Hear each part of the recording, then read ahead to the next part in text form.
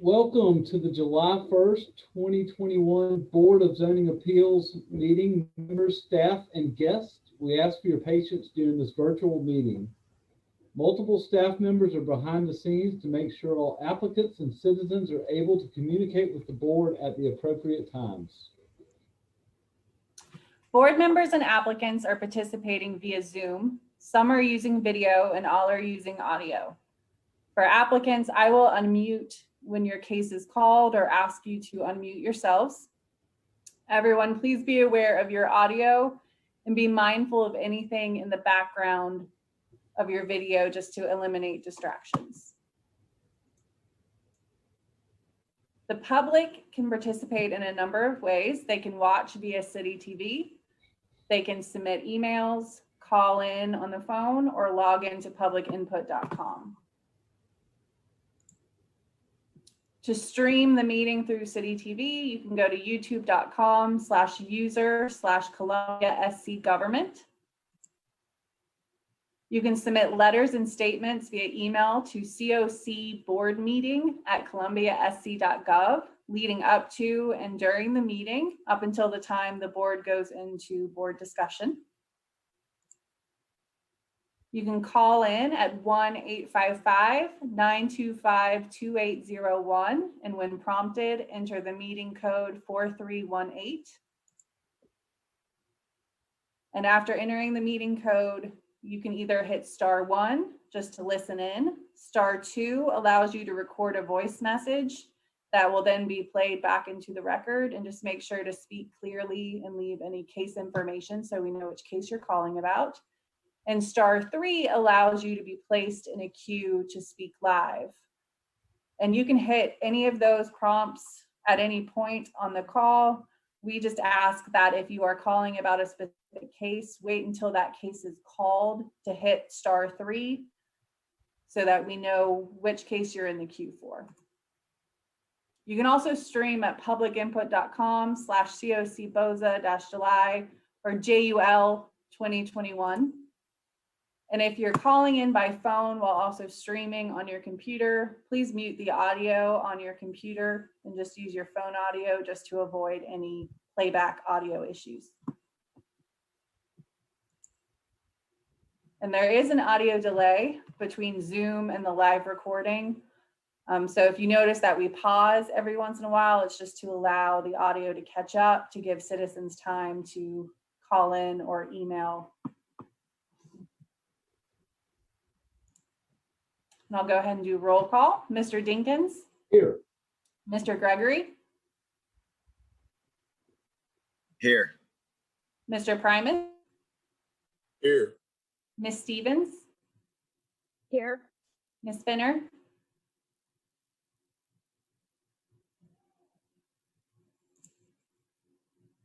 I see her. Ms. Spinner's here. Here. Mr. Ginyard? Here. And Ms. McIntosh? Here. All right, we have a quorum. Applicants with requests before the Board of Zoning Appeals are allotted a presentation time of 10 minutes. This time should include, but is not limited to, an overview of the project, case history, and any pertinent meetings held regarding the request. This time also includes all persons presenting information on behalf of the applicant, such as attorneys, engineers, and architects. This time limit does not include any questions asked by the Board of Zoning Appeals or staff regarding requests. Any member of the general public may address the board in intervals of 3 minutes or 5 minutes if by a spokesperson for an established body or for a group of 3 or more. The applicant will then have 5 minutes for rebuttal. The board reserves the right to amend these procedures on a case-by-case basis. The board uses the consent agenda to approve non-controversial or routine matters by a single motion and vote. If a member of the board or the general public wishes to discuss an item on the consent agenda, that item is removed and placed on the regular agenda. The board then approves the remaining consent agenda items. The first matter on the consent agenda today is the approval of the June 3rd, 2021 minutes. We have case 1, which is 2021-0069, a variance at 519 Windmet Drive. This is a variance to the maximum fence height requirement in the front yard setback.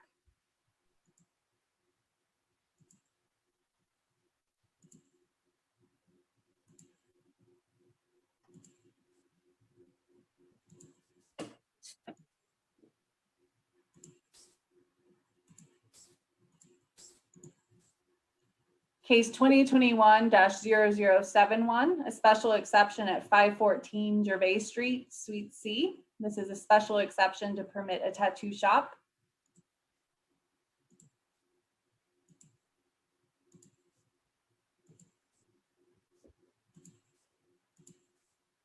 In case 2021-0073, a special exception at 3620 North Main Street, a special exception to permit a print shop.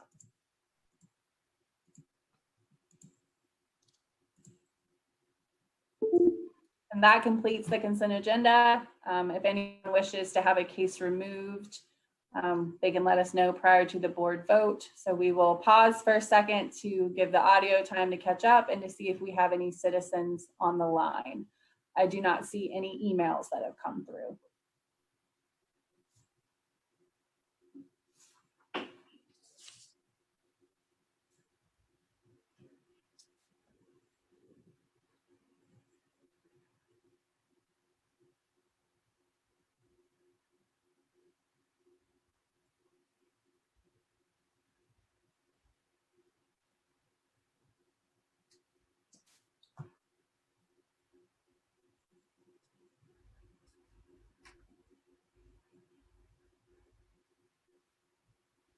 Either Erica or Shane can let us know if anyone's on the line. Rachel, Yes. we have no callers, Thank you. comments, or new emails. Thank you, Erica. At this time, I'd like to ask for a motion for the consent agenda, please. I move that we approve the consent agenda, subject to staff comments. Second. Okay, we have a motion and a second. All those in favor, please say aye. Aye. Aye. Aye. Anyone opposed? Motion passes. All right. And any applicants that were on here for the consent agenda, you're welcome to log off. You don't have to stay on for the remainder of the meeting. Your cases are good to go. Thank you very much. Have a good evening. You too. All right. All right, so for the regular agenda, we will use the following outline. So I will introduce the case. The applicant will have 10 minutes to make a presentation. The board may ask questions during or after the presentation. And then the public will be allowed to participate via email, voicemail, or phone. The applicant does have an opportunity for a rebuttal, and then board discussion and action by the board. The first matter on the agenda is, it was deferred from last month just due to lack of quorum. This was for case 2021-0059 for 5744 Farrow Road. I believe Mr. Dinkins and Mr. Gregory are recused from this one. If you don't mind just turning your video off and audio off during this case.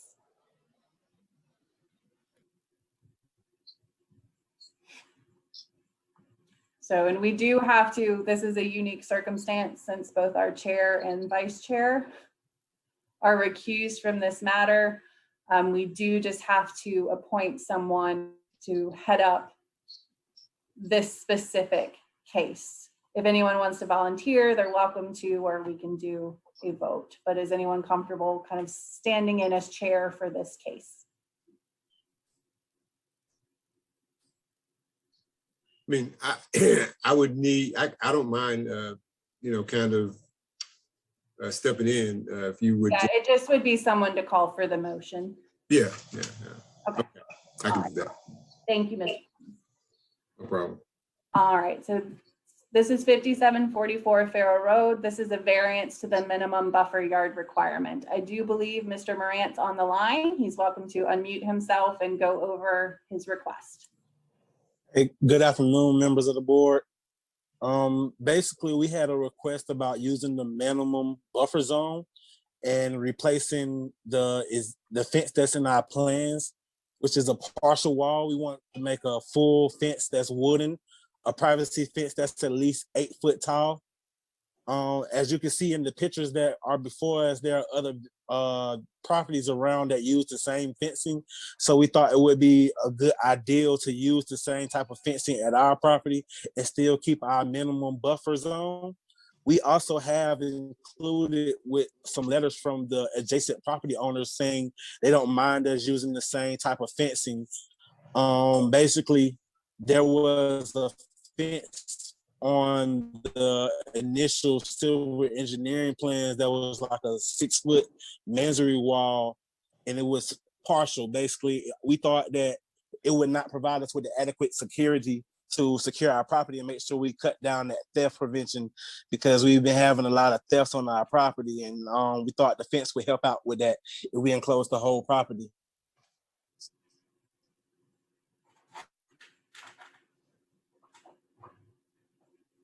Yeah, and just to clarify, the original plans did have, since it's a 30-foot buffer unreduced, the 6-foot masonry wall reduced it 50% to the 15 feet.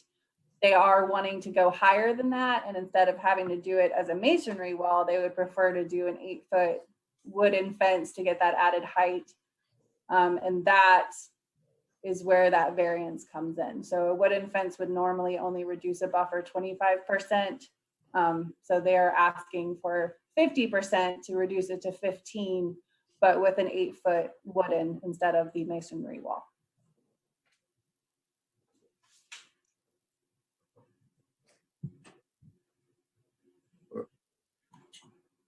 Do the board, are they clear on the information presented, or would you like for them to go through the criteria one by one? If I understand, okay, so we are reduced, if they used a masonry wall, they would not have a problem. The problem is if they want to use a wooden fence. Right. But otherwise, the buffer yard is the same as what it would be if they used a masonry wall. Is that Correct. Right? Right. All right. So we're just talking about a wooden fence instead of a masonry wall, really? Yes. Okay. Yes. The buffer yard thing is kind of got Well, me a little confused there. Okay. That, also, it's within the buffer yard requirement, those reductions come in, Right. but really it comes down to masonry wall versus they're requesting to use that fence to reduce instead. Sure. It'd be the Could same. Okay. but if the buffer was larger, the wooden fence wouldn't be a problem either, right? 'Cause Correct. The yeah, wooden so- fence, yes. So it's a 30-foot unreduced. If it was reduced to, I think it's 22.5 feet with the 8-foot wooden fence, that would be allowed outright, or 50% to 15 feet with the 6-foot masonry wall. So they're wanting, the ultimate goal is to provide that 15 feet, but instead of doing the wall, it's the 15 feet with the 8-foot fence. So And we there's have no swapping no going around. And we have no comments from the outside world. I haven't seen any emails or anything come in, but we'll have to see if we have anybody on the phone line. If you all want me to turn it over to see if we have any public input at this point.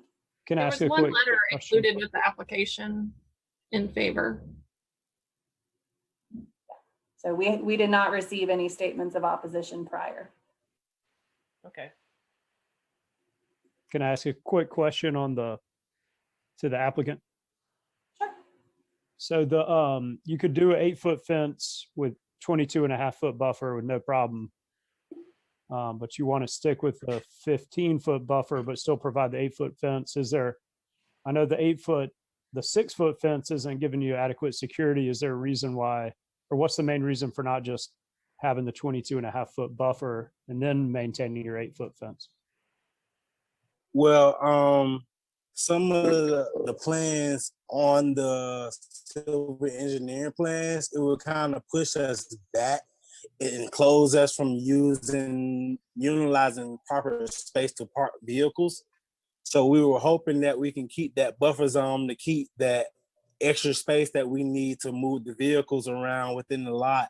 And also one of the other things, the masonry wall was only partial. It's only about, I think it's about 30 feet long on one side and about 30 feet long on the other side. The wooden fence would enclose the whole property. As far as the buffer zone goes, though, I think it was just a matter of being able to utilize the space. We already have a retention pond that reduces our usable space down tremendously. So we were hoping to keep that good parking lot space. Can I ask what maybe a dumb question is, going from the partial fence to hearing the entire property? Do you mean all 4 sides of the property, or sort of the 3 back sides that might be most at risk to theft? So on the 3 sides of the property, it will be full wooden fence. On the front side of the street property, there's a landscaping plan that we have that requires us to have like some types of treating up in the front. So we were just going to fill in the sides up till the parking lot with the fence, and then the landscaping would cover the rest of it. So from the street view side, you probably won't be able to see the fence in between the trees. You'll probably be able to see it in between the trees and shrubbery, but for the most part, we'll have that backside completely encased with fencing. Yes, they're meeting all other landscaping requirements on this site, so they'll have a street protective yard and any tree density requirements met. So this was the only thing they were asking to vary.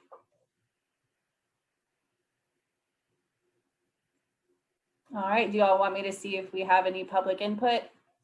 Yes, please. Yes. All right, so again, no new emails have come in, so we will pause for a second to let the audio catch up and see if Erica has any callers on the line.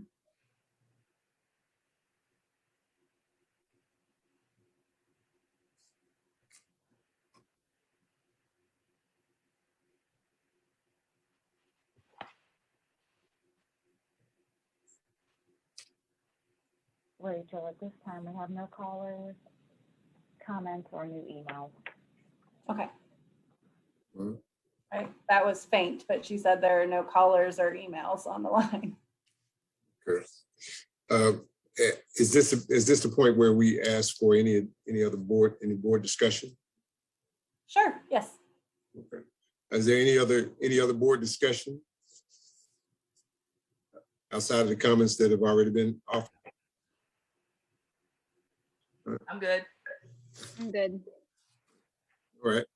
Well, if there are no board discussion, is this the point where we ask for a motion to approve the variance? A motion either way, yes, sir. Yeah, okay. Would anybody like to offer a motion to approve the variance for 5744 Farrell Road? I move that we approve the variance subject to staff comments. Second. Okay. The motion has been made and probably second. This time we'll take the vote. All in favor of the approval, signify by aye. Aye. Aye. Aye. Aye. Those opposed? Motion Aye. carries. Motion carries. All right, thank you, Mr. Morant. You're welcome to log off. Thank you all. I appreciate that. Y'all have a nice day. You too. And Mr. Dinkins and Mr. Gregory, you're welcome to rejoin us. And thank you, Mr. Primus, for volunteering and helping. We haven't had that come up before where we've had to appoint a new. It's been an interesting year. Good way to put it. Yeah. I think we need to start having a second runner-up, you know? Right. Multiple co-chairs. All right. Quite nicely. All right. The next matter is case 2021-0070. This is a special exception for 3705 Moss Avenue. This is a special exception to permit an alternative parking surface at a religious organization. I believe the applicant is on the line. He's welcome to unmute himself and go over his request.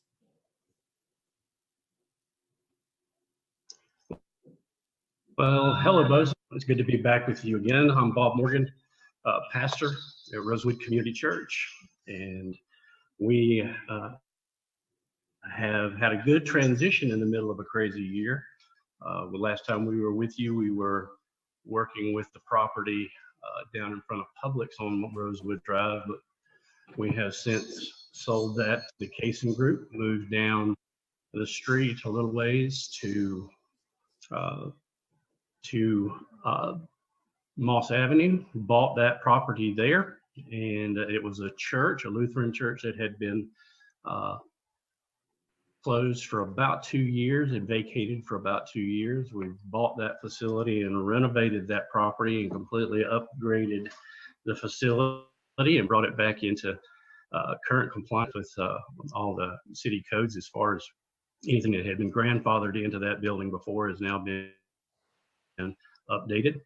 And we what had happened was that the church had that was there prior, about 3 years before they closed, had sold the property adjoining across the street that they had been using for parking. And when they sold it, they used that money to kind of sustain the church for about 3 more years till it closed down. And then but during that time, they basically started parking on the church lawn and on the grass, and some on the street, but mostly on the lawn there. And they had a little bit of handicap parking available. So what we've asked is, what we've done is really what the church had been doing before. We're parking on the grass lawn part of the church, but what we've tried to do is just make it safer. We've gone out and put parking bumpers in. We've measured everything off to make sure it was safe. We're staffing a parking ministry team to help people on Sundays be able to get in and out effectively. And what it will also help is some of the local businesses in that tight little area have been parking on the street, and even in areas that have been designated as no parking areas. But by organizing and kind of making a safe parking area and opening it to the public, people that utilize some of those local businesses now have a safer place to park than parking on the street. So really, we're not trying to do anything different than has been done before.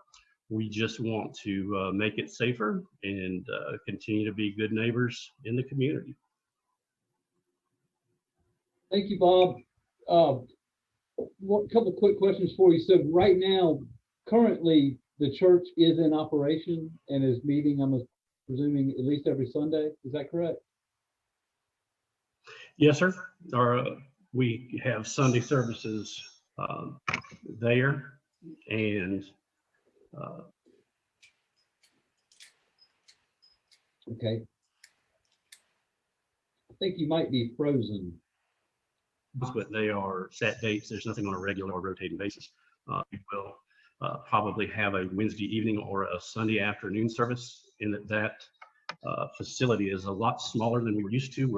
We're growing into it pretty quickly, so I expect multiple services in the next year or so.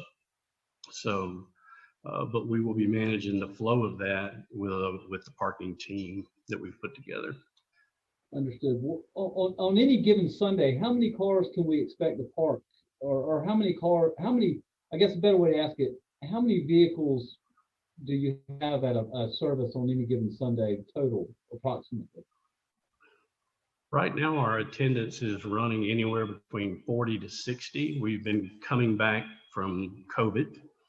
People are just starting comfortable in the return. So we're seeing, I would guess 35 to 40 cars right now.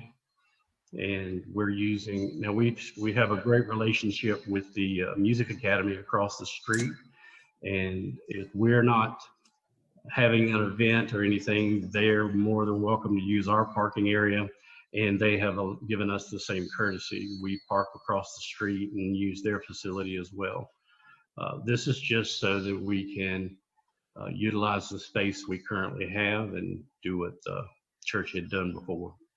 Understood. So basically, you just were not aware of the fact that you had to come in front of the Board of Zoning Appeals to make these minor improvements. Is that the whole reason you're here, basically? Yes, sir. We hadn't have a clue. We didn't know that. We were just, when we met with the seller of this property, they had just told us they'd been parking on the yard. And I guess because they'd never put any bumpers out or organized it in any way, that nobody ever knew that that's what they were doing. They had done that from what I've been told, about 3 years. So we just really tried to make it a little safer and organize it so that people wouldn't be bumping into each other, and it would alleviate street parking and any congestion, so that emergency vehicles, if ever needed to get back and forth in there on a Sunday morning, it wouldn't block them up. Understood. Well, I think I understand the gist of your request here, and it makes sense. I just have one sort of technical question before I want to see if some of the other board members have some questions. The distance between the bumpers, I'm looking at, I guess this is on everyone's screen. The distance between the bumpers that are closest to the roadway, it's not Moss. What's the other road that leads directly from Rosewood? Is that, what road is that? You're talking Prospect. Prospect Street.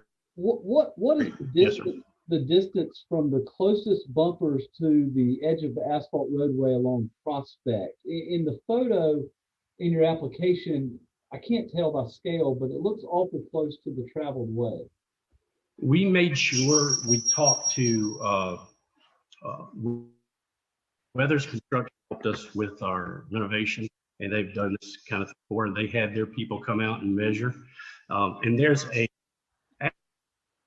asphalt apron that was off the road a little bit, when the road kind of ends, and then there's about another 4 feet of asphalt that actually is like city asphalt that kind of dips over onto the church property itself. So the cars, when they pull in, there's the distance required is to keep anybody off the street. But I guess it's about a 2.5 to 3 feet. They're at least 3 feet off where the edge of the road would normally be. So they're definitely further over than parking on the street, because when you park on the street, it's basically you're in the road, but you actually are kind of semi-blocking the road when people park on the street. This actually gets them completely off the street and lets them be out of the way. And Jean, just for staff to address a few things. This does come up occasionally with churches. Our zoning inspectors aren't out on Sunday to see the fact that sometimes cars park on grass. The previous church did not have permission to do so.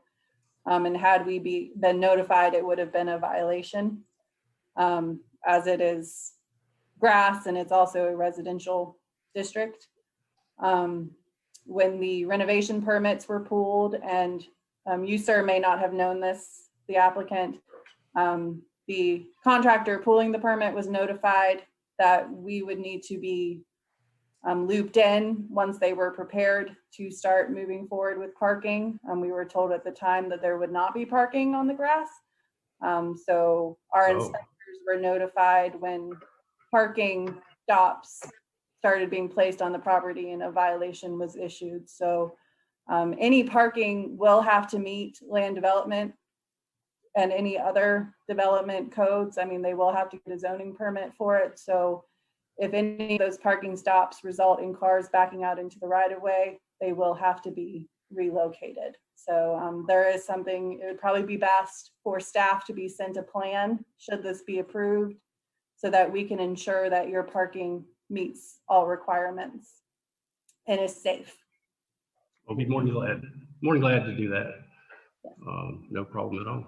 Thank you for that clarification, Rachel. So basically, I'm glad you pointed that out. So board, then let's disregard specific site issues such as that I was trying to probe into. It's a great point of clarification. Anyway, I feel like I've asked an awful lot of questions. Do we have any other board members? Certainly want to give everyone else a chance to ask questions. Thanks for bearing with me. I have a couple of questions. One, okay, would they be permitted to park there if they were to asphalt it? Because it is on a parcel, even though it's residential, because it's on a parcel with a approved use, so it would be parking for the church. If it was an improved parking lot, then yes, they would not have to go before you for any requests. What other surfaces would be permitted as of right? Gravel? Gravel would not. So gravel would be considered an alternative surface, just Okay. like grass. So that would trigger the special exception as well. So it would need to be asphalt, concrete, those kind of improved An hard impervious. surfaces. So an impervious surface, an impermeable. All right. So what is the ground? It looks like it's sort of hard packed sand, more or less, plus some grass. Is that basically what it is on the ground there? Yes, ma'am. It's very hard packed ground. We haven't had, with all the rain we've had, we haven't had any issues with it being muddy or sliding or anything like that. We haven't had any issues with that, and especially with all this rain we've had. Because it's obvious that there've been a lot of parking on that grass before. So this church has been here since the 40s. So. Okay. All right. What other questions do we have from members of the board?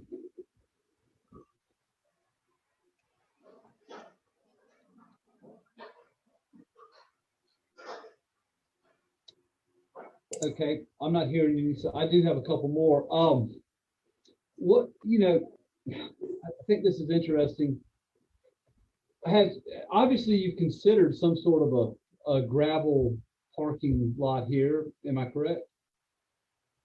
Yes, sir. It'll be our intention to, at some point, as we continue to grow and get healthy, to get it actually paved and utilize it and be within the compliance we're talking about. How long that'll take, of course, that all has to do with finances, and the church is a non-for-profit. We really totally depend on tithes and offerings to be able to even improve the current facility. We've utilized the resources from the sale of the other building to upfit where we are. And this is going to be our permanent home going forward. So we'll be very intentional about upkeep and improvements as we go forward. So Rachel, question for you. Let's just say that this request for special exception is denied today. They are allowed to continue operating, but the city will see to it that they're no longer able to park on the grass and they're parking in the surrounding neighborhood. Is that the deal? Correct. So, I mean, now that we are aware that that violation is in place, yeah, we would not be able to allow parking to continue on the parcel without being in some kind of improved parking area if this is denied. Okay, and go ahead, Catherine. Is there any sort of handicapped parking there now that is permitted but is also available? Yes, ma'am. If you'll look at the picture currently on the screen, there's 2 pods that are, I don't know if you can see us or not, but they're right on that corner. That little area right there is the only paved parking that the church has. And they had reserved it for handicap spaces. We have gone in, they had actually put in, after they had, I guess, gotten approval, they had put in sidewalks and some barriers that made it inaccessible for handicap. And in our renovations and upfit, we've gone in and knocked those sidewalks down and rounded off those areas so that handicap accessibility is a lot easier. The church didn't even have handicap accessible bathrooms. They had been grandfathered, and we have gone in and widened those and made it possible so that it's accessible. What would your ADA parking requirements be? In other words, are you meeting your current, with those paved spaces, are you meeting the current ADA mandated? Yes, ma'am. That's what we were told when we came in. We didn't take any of the prior handicap and we are general. We have left all the handicap spacing available, and and it's actually by redesigning it a little bit, we have about a space and a half more than was there before.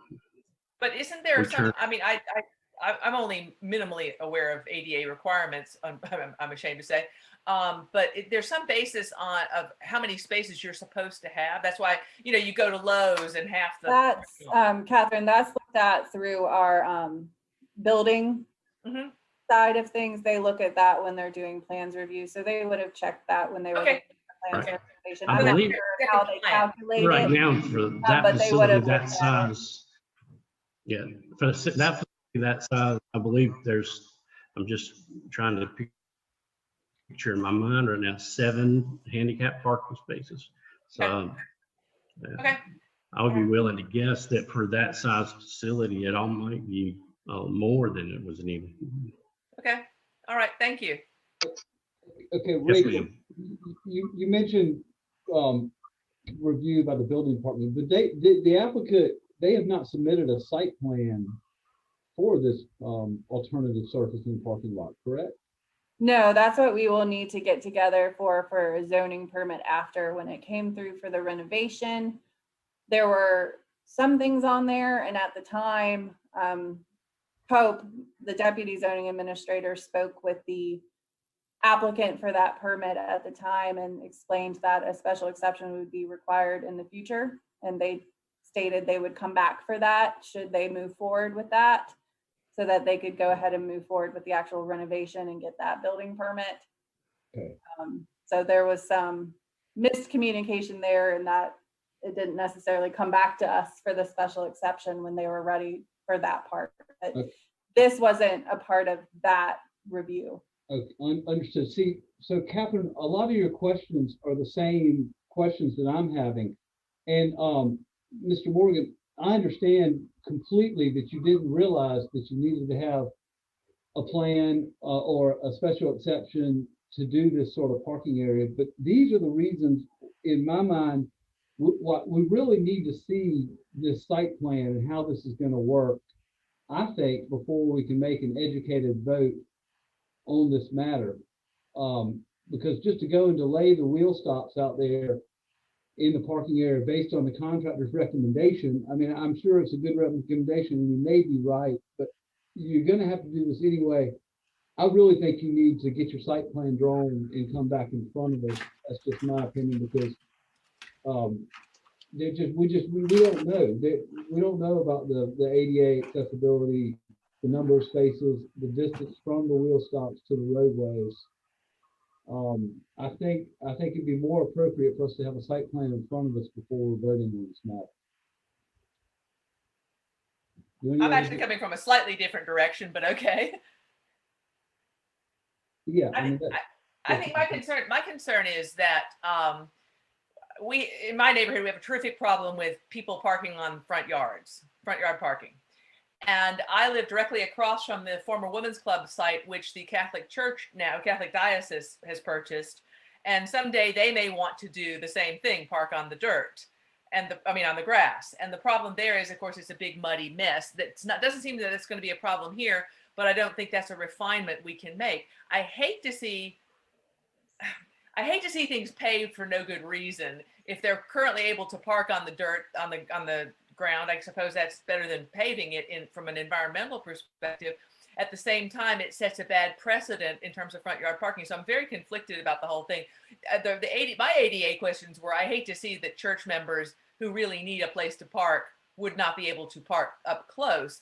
But if the issue is that the other church members simply have to walk farther, then it doesn't feel as compelling a need. Does that? Catherine, can I come from a different angle? Sure, please. And I just want to clarify that this is a special exception. This isn't a variance. So I just want to make sure that that's known. All right, yes. Yeah. And that's, I think from my perspective, is with the intermittent nature. I come from a neighborhood where the on-street parking is at a premium.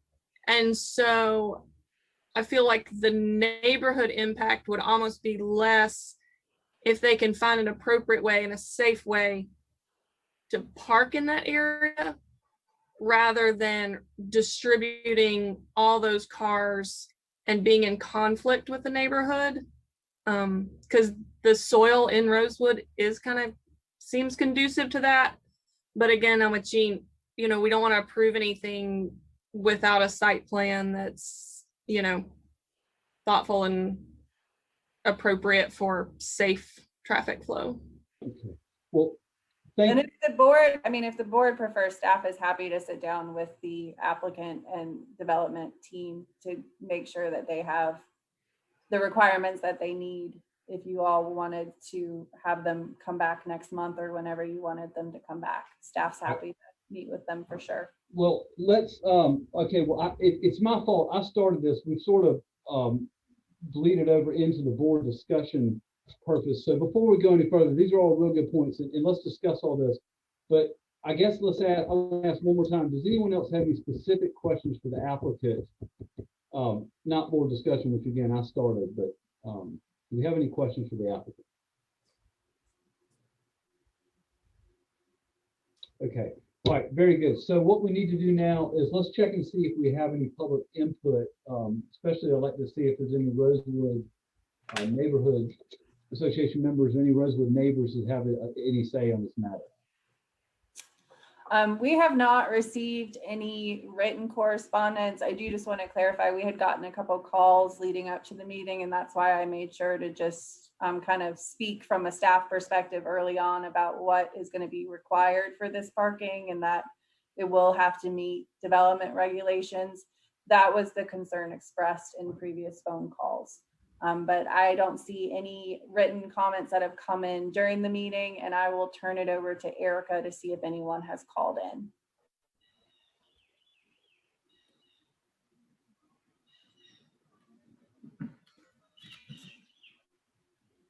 Rachel, at this time, we have no callers, comments, or any new emails. All right, thank you.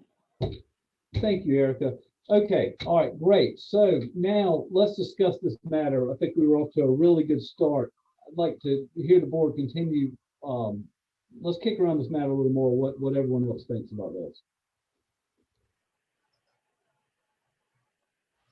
I think that this is an appropriate special exception to get these cars out of the neighborhood. I know that this area of Columbia, like a lot, has a problem with narrow roads and people parking on the street. And so I think this would be helpful to be able to put this in the yard. And the fact that they can, like Catherine said, go ahead and pave over it right now and just do it. I think it's preferable, in my opinion, to leave it non-paved. Yeah. That's where I stand. Well, that was our, And well, we didn't want to be a burden on the neighborhood. We're here as a church to serve the community and to clog up the roads with a lot of roadside parking on a Sunday or any community events that we would do. One of the things we did in our renovation site plan is we've actually added a back venue, an outdoor venue for other organizations in the community can come in and actually do outdoor events using our facility. So we wanted to be able to keep as much parking out of people's way in order to be that good neighbor that the church really wants to be. So that was the purpose of utilizing the space. If you look at this picture that's on screen now, the two houses on the left right there on Prospect. That used to be the church's parking lot, and the church sold that space off, and then two developers built there. And we were very intent to keep Rosewood Church in Rosewood. And rather than taking those funds and moving to a different area of Columbia, we wanted to stay where that church was established in 1937. So that's why we went to this facility specifically and bought it. And just one other thing to address Jean's point is that, you know, I just think the particulars of the site worked out with city staff. I trust city staff to do that, and that we would just be approving the special exception. There's no design review of this in this area, right? There's not. Okay. So after a special exception, if it's approved, it would still then go back to staff to develop the appropriate organization of the parking area. Is that right?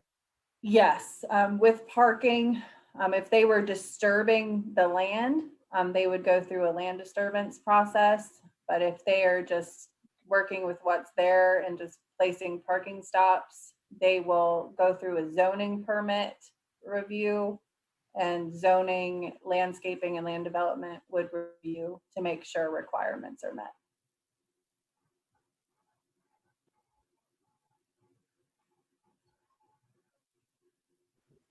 Marcellus, what do you think? I'm kind of in agreement with Catherine and Jenna. Get that parking off the street, and I mean, it sounds good to me.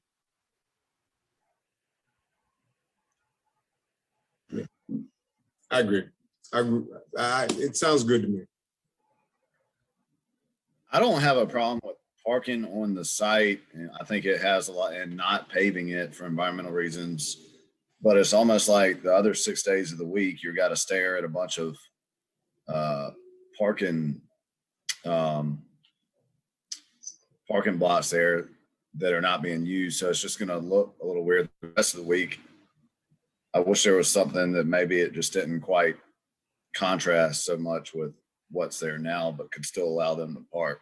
Well, I don't know, John. It doesn't look any different than if it was a gravel lot.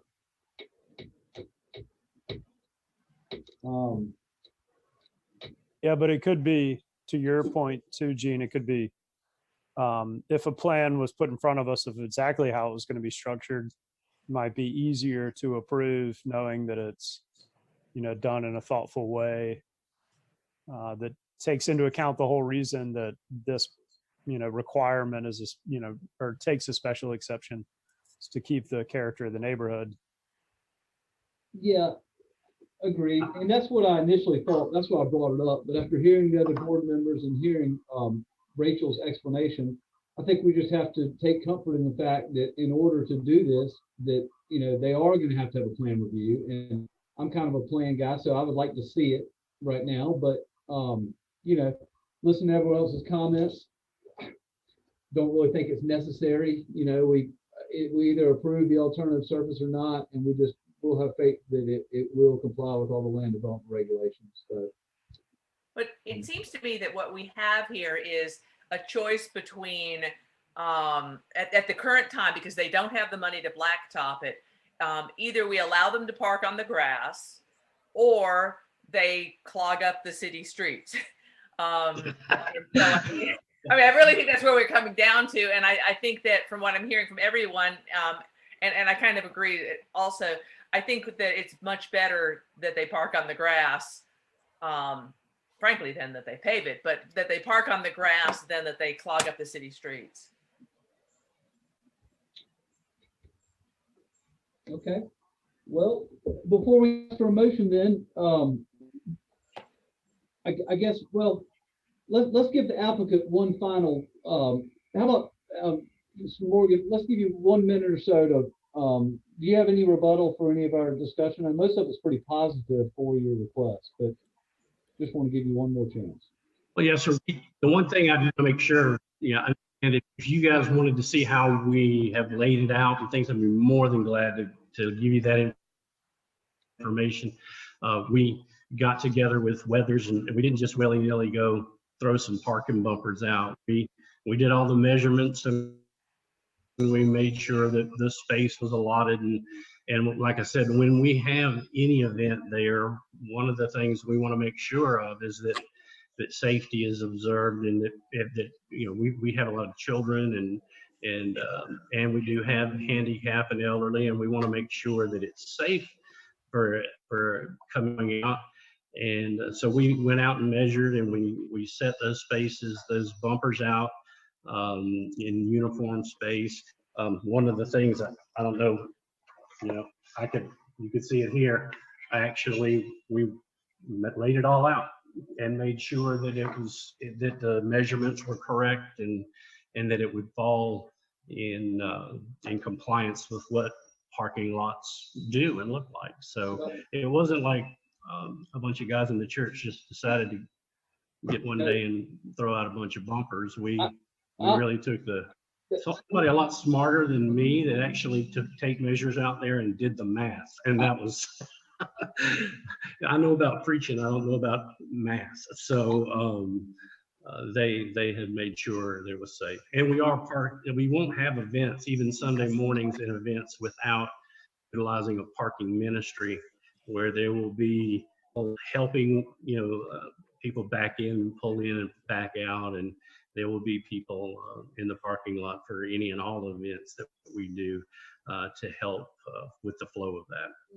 Okay, well, let me just say one thing about that.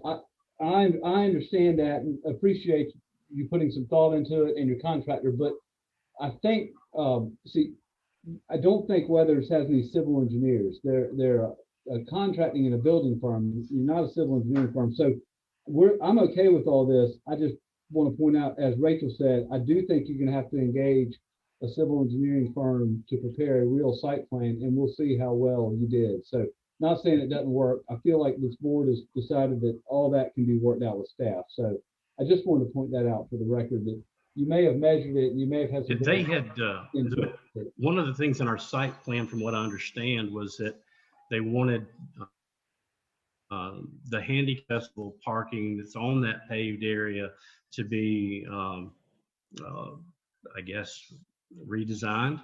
And Weathers went and found a company that came in and not only laid those parking spaces out, but we re-blacktopped that paved area, and then painted the lines for those handicap spaces and hung the signs. And so we did get a civil engineering company, and that's the company that helped us put the bumpers out and do all that. So. Oh, okay, very good. Well, then that changes everything. Okay, very good. All right, thank you for your presentation, and thank you, board. Good discussion. I think we'll go ahead and call it right here. Could we please get a motion regarding the special exception? I move that we approve, subject to staff comments and subsequent staff requirements and approvals. Second. Okay, we have a motion and a second. All those in favor, please say aye. Aye. Aye. Anyone opposed? Okay, motion passes. Thank you very much. Good luck with it. All right, and Mr. Morgan, just please have your contractor reach out to staff so that we can go over what's needed to get the zoning permit for the parking. Okay, well, thank you, Miss Bailey. We appreciate Thank you. it. And thank you both. We appreciate the work you guys do. And if we can ever help you in any way, if you ever want to find a cool place to hang out on Sunday morning, y'all come on to church. We'll take care of you. All right, Have thank a great you. day. Thank you. All right, the next case on the agenda is case 2021-0072. This is a variance at 2716 Shop Road Extension, 150 Shop Grove Drive. And it is to the internal parking lot landscaping requirements for the internal tree parking requirements for tree islands for a trucking use. I believe Mr. Burnett is on the line. I apologize that your name is spelled wrong on this slide. You're welcome to unmute yourself and go over your request. Okay, thanks, Rachel. Rachel, do you have the image that I sent you, that color rendering? Would you mind putting that up on the screen? Just for reference.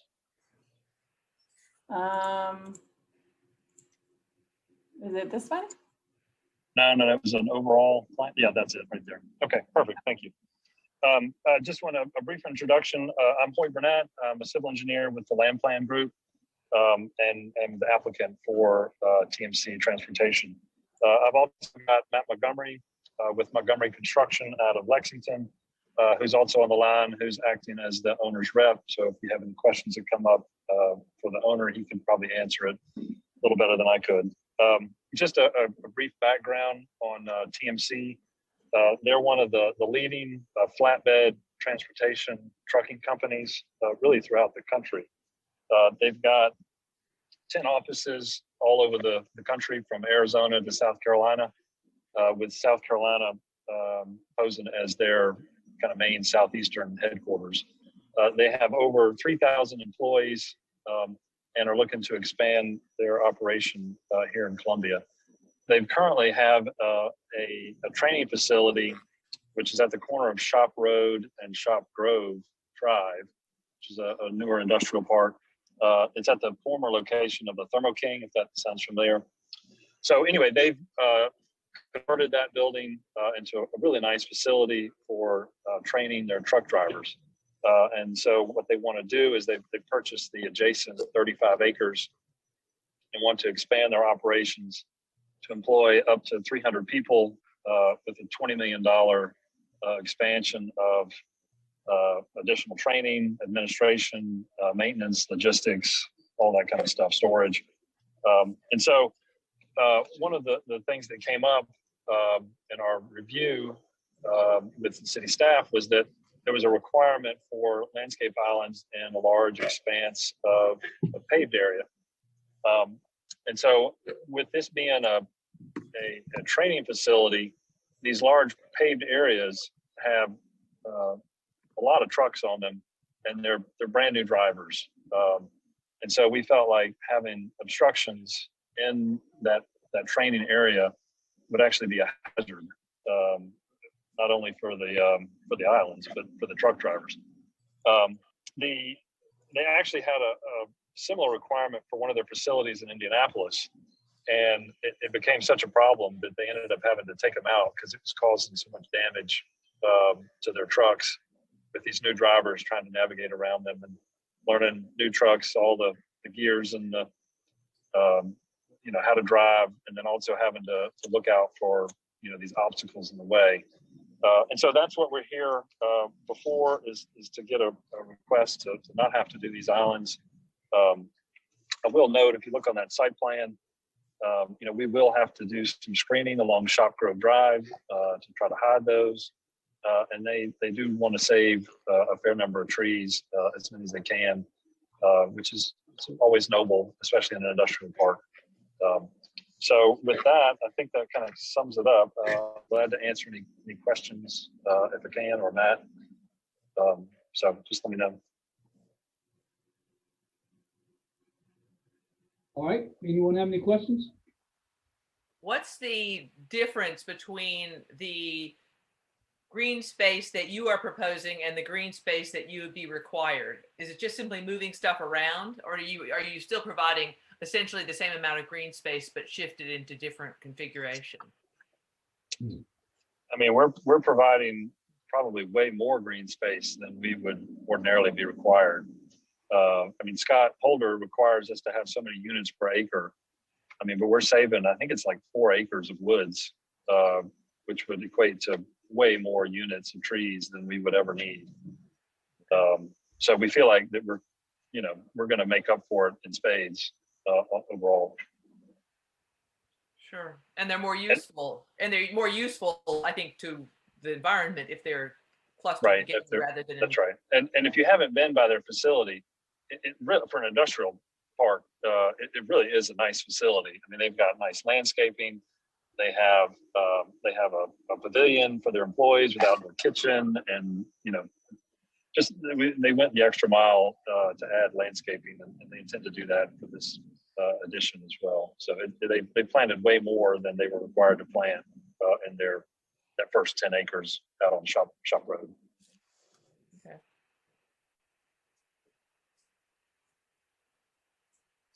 I have a question, and it may or may not be relevant, but it looks like the existing paving, a lot of that is concrete and a lighter colored concrete. Is that what is proposed for the rest of the site, or is that more blacktop asphalt?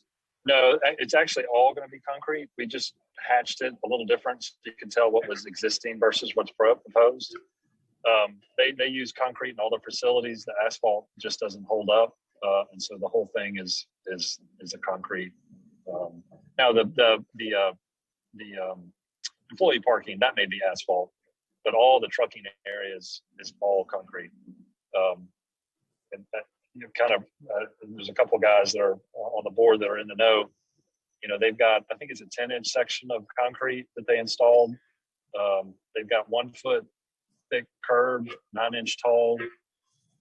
So they've spent a lot of money beefing this thing up, making it almost indestructible.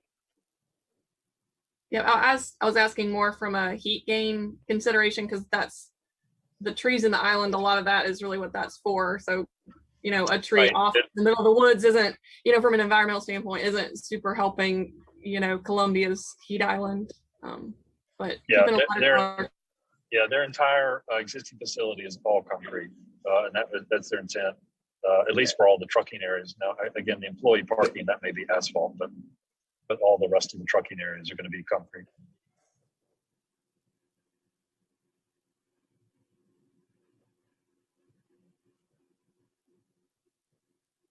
Okay, is that all the questions for Hoyt?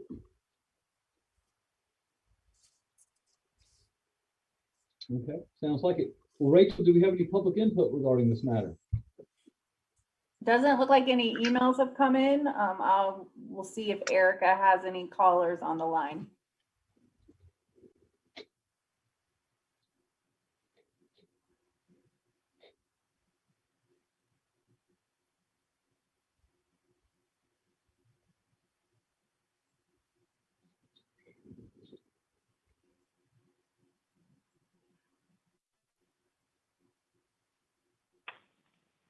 Rachel, we have no callers, comments, or new emails.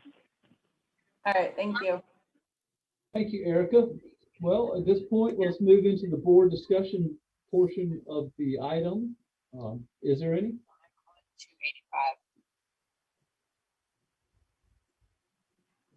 Gene, I look at this as like a distribution center or another large facility that has a lot of trailer requirements, truck stops. And so I kind of compare it to something like that, because that's the intent. The vehicle is going to be parked here. So I understand the nature of the request and the fact that they're saving a good chunk of green space. I mean, I see no reason to not approve it from my perspective.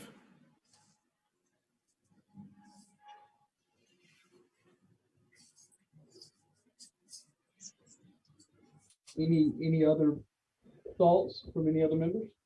Yeah, I mean, I agree with John. It's looking at the photos of other facilities and what they do, it looks like they take good care, and it's, it could be much worse. So I don't have any problems with it, especially with the concrete. It seems as if it seems to me that they've done what they can to mitigate the impact as best they can, because the issue is functionality, and that they're having a real functionality problem if they meet the landscaping requirement, the tree islands. So it seems very reasonable from that regard. Yeah, I mean, if you haven't seen their facility, it is a Class A facility. And with the trucking shortages that we have right now, I mean, we need as many drivers as we can get. I'm sure it's going to be an expansion of that Class A facility. So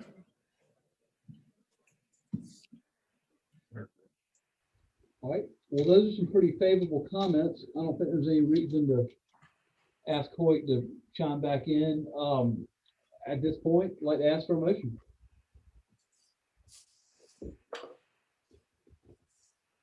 I'm moved to make a motion that we approve this variance request, subject to staff comments. Second. Okay, we have a motion and a second. All those in favor, please say aye. Aye. Aye. Aye. Anyone opposed? All right, motion passes. Another good project, Hoyt. Thanks, guys. Y'all have a good night. You too. Have a good 4th. Thank you. All right, just under other business, I just want to go over a couple of things before we adjourn. Won't keep you too long. We will hopefully be in person in August. I will keep you all updated as to whether we will be in council chambers like before, or if they're going to have us in a larger area. So we have a meeting next week to talk about it, and I will keep y'all in the loop so that you're prepared. But the plan is to get back in person, which will be great, so that new members and old members can finally meet each other in person. So we have that coming. And also the biggest announcement of them all is we are moving forward this time with the effective date of August 30th for the new ordinance. It's happening. It's coming. So you might see over the next few months a decrease in cases that come before you, especially next month and September, because as cases are submitted, we are looking to see if it's something that would be allowed outright or with an administrative adjustment, which is new under the new code. So I will keep you all posted on that transition as well. But there probably will be just an overall decrease in the length of our agendas going forward once the new code comes into effect. So again, that full text and the new zoning maps, they're all available at weplantogether.org. I do encourage that you all flip through it. Obviously, you're not required to know it, but it's very user-friendly. So I encourage you just take a look and get a little bit more familiar with it as we move towards it finally becoming effective. But I will aim to kind of set up that work session that we had talked about to get everybody together, just to go over everything around that new code coming into effect, so we can go over that at the same time and cover both. So I'll keep you posted on that, and I will keep you all posted on the in-person meetings. So, but that's all I have. I hope you all have a safe and happy 4th, and you are welcome to adjourn. Okay, let's get a motion to adjourn real quick. So moved. Second. Motion second. All in favor, please say aye. Aye. Aye. Aye. Aye. Any opposed? No. Thank you very much. Everyone have a great month. Okay. See you, everybody. Bye-bye, everybody. Happy 4th. Bye. Be safe.